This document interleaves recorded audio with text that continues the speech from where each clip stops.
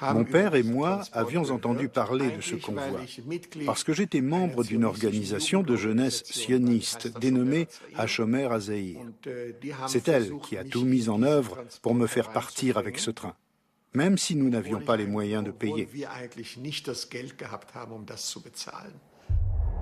Monsieur le ministre des Affaires étrangères de Bulgarie, Votre Excellence. La plupart des peuples se sont rendus à l'évidence que le péril juif menaçait le monde en général et les pays abritant des juifs en particulier. Cela les a poussés à prendre des mesures d'autoprotection. Nous ne pensons pas que la simple émigration des juifs puisse résoudre ce problème. Car une fois immigrés, ces juifs seraient libres de se rallier à leurs congénères de par le monde, pour nuire plus gravement encore que par le passé au pays qu'ils ont quitté. Je sentais bien que notre départ était lourd de sens, comment dire, historique me semble excessif, mais ce départ avait quelque chose d'exceptionnel. Je comprenais bien qu'on fuyait les soldats allemands pour rejoindre des soldats britanniques. Mais aujourd'hui encore, je ne comprends pas comment ça a pu fonctionner. Il me paraît également utile d'attirer votre attention sur le fait que les pays que ces juifs sont censés rejoindre occupent une position stratégique déterminante qui pourrait grandement influer sur le cours et l'issue de la guerre. De plus, comme ils ont séjourné dans votre pays et dans d'autres États européens, ces Juifs ont connaissance de nombreuses données stratégiques essentielles qui n'hésiteront pas à transmettre à l'ennemi.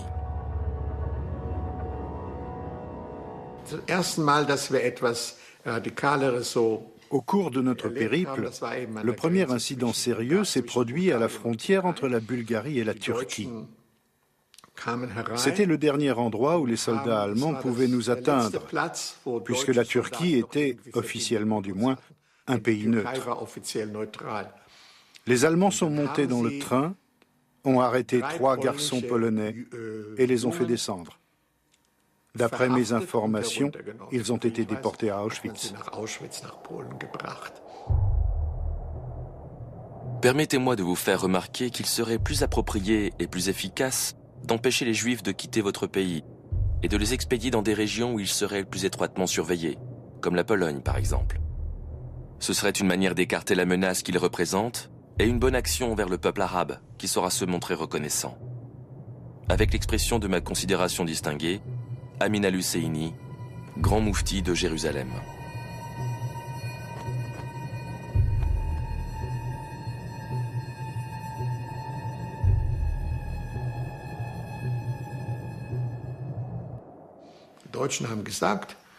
Les Allemands ont déclaré que les Polonais et les autres passagers en provenance de Pologne n'étaient pas autorisés à voyager dans ce train.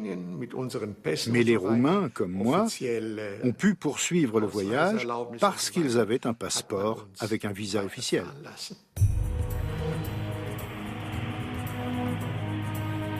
Le train qui emmène Uri Shalev en Palestine au printemps 1943 sera l'un des derniers convois d'enfants en provenance d'Europe de l'Est. Aujourd'hui encore, je me demande comment nous avons pu nous en sortir. C'était grâce à une chaîne de soutien qui impliquait beaucoup de personnes. Pour moi, cela relève toujours du miracle.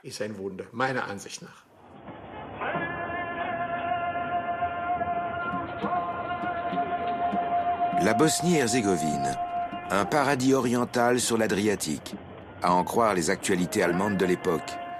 Près de la moitié des Bosniaques sont musulmans. Leur pays a été annexé par la Croatie fasciste et combat aux côtés des Allemands. Les musulmans bosniaques éprouvent de la sympathie pour l'Allemagne, car dans les Balkans, on est convaincu de la bienveillance des nazis à l'égard de l'islam.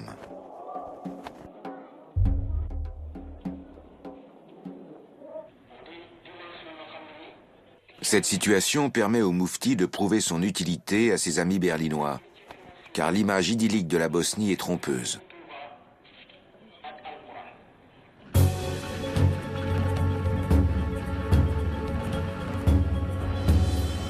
En effet, depuis l'occupation de la Yougoslavie, l'armée allemande se heurte à la résistance acharnée des partisans de Tito, surtout en Bosnie. Pour garder le contrôle de la région, des renforts sont nécessaires.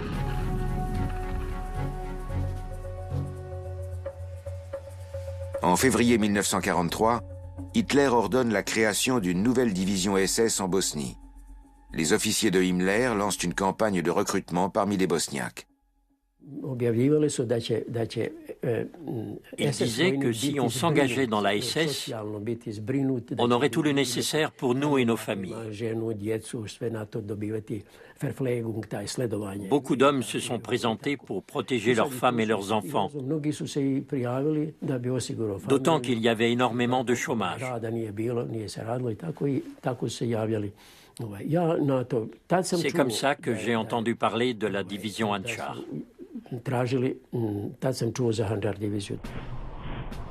Amin al-Husseini participe à la création de la division musulmane SS Handschar, appelée ainsi en référence à une épée orientale.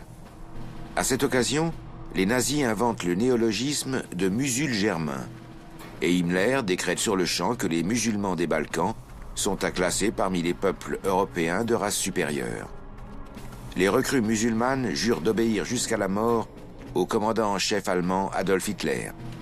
L'unité comptera jusqu'à 20 000 hommes, des musulmans mais aussi des Allemands. Le grand moufti se déplacera personnellement en Bosnie pour jouer les recruteurs.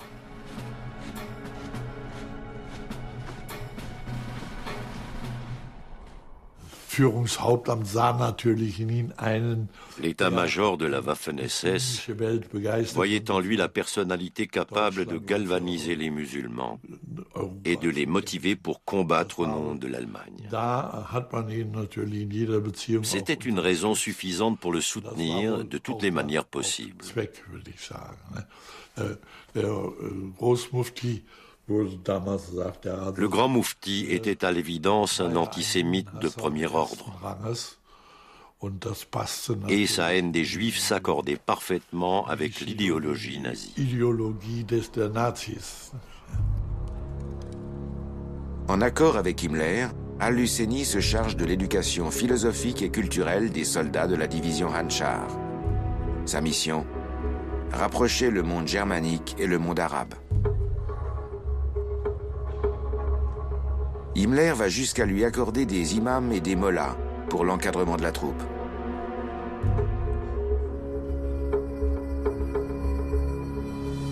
Le moufti les choisit personnellement et les forme dans une école spécifique.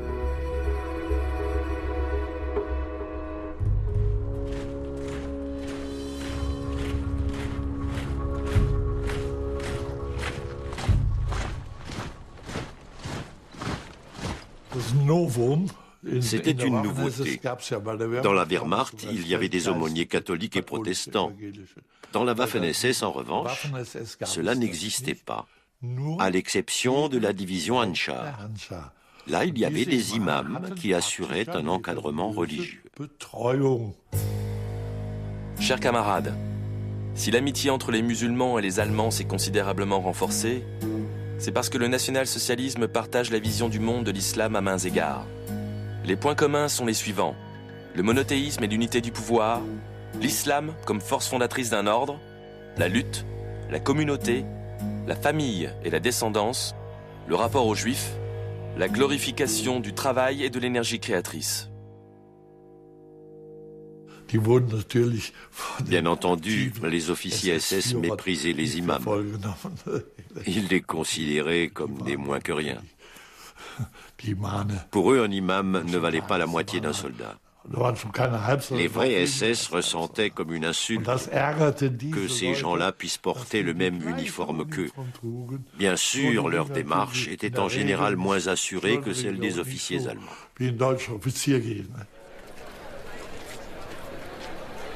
Himmler, le chef des SS, leur trouve en revanche d'autres qualités. Je dois dire que je n'ai rien à reprocher à l'islam.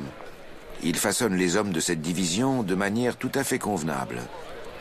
Il leur promet le paradis s'ils tombent au combat. C'est une religion utile et sympathique pour un soldat. Du coup, Himmler est tout disposé à autoriser les pratiques religieuses de ces nouvelles recrues. Il s'enquiert auprès du moufti des règles alimentaires imposées par l'islam et impose des cours de cuisine sans porc et sans alcool à ses soldats. Il interdit aux Allemands de la division de se moquer des volontaires musulmans et s'occupe personnellement de leur fournir un couvre-chef approprié. Tout le monde portait le fez, même les Allemands. C'était le couvre-chef réglementaire, un fez gris orné d'une tête de mort et d'un aigle.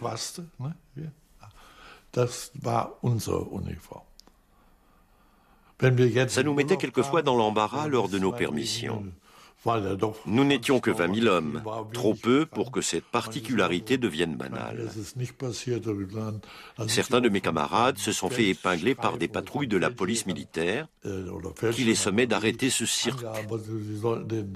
Heureusement, il était précisé dans nos papiers militaires que nous étions tenus de porter le fez.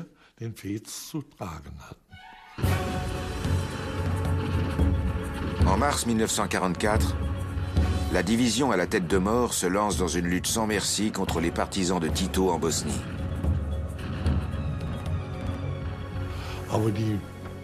Les partisans parvenaient toujours à infiltrer nos lignes. C'était peine perdue. C'était une guerre désastreuse, pénible et très sale. Inlassablement, le Moufti poursuit ses campagnes de soutien au Führer. À Budapest, il franchit la ligne de front pour remonter le moral de ses imams. Car la division Handschar est maintenant engagée sur le front Est. Al-Husseini continue également à former des imams à l'art de motiver les soldats au combat jusqu'à la mort.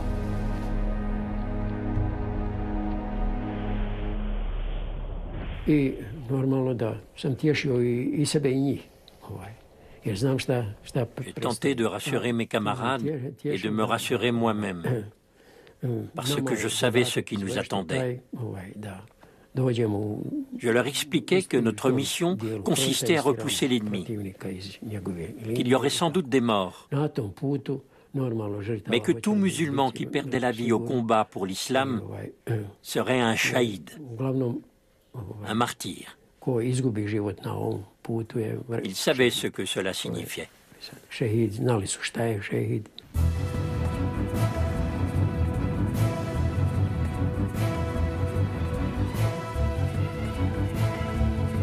Des soldats bosniaques se battent encore pour la victoire finale dans la capitale du Reich, assiégée par les Russes. Contrairement au grand Moufti, qui a quitté la ville depuis longtemps. Au préalable, il a pris soin de mettre à l'abri sa fortune personnelle, de l'or et des dollars, qu'il a déposés dans des banques suisses.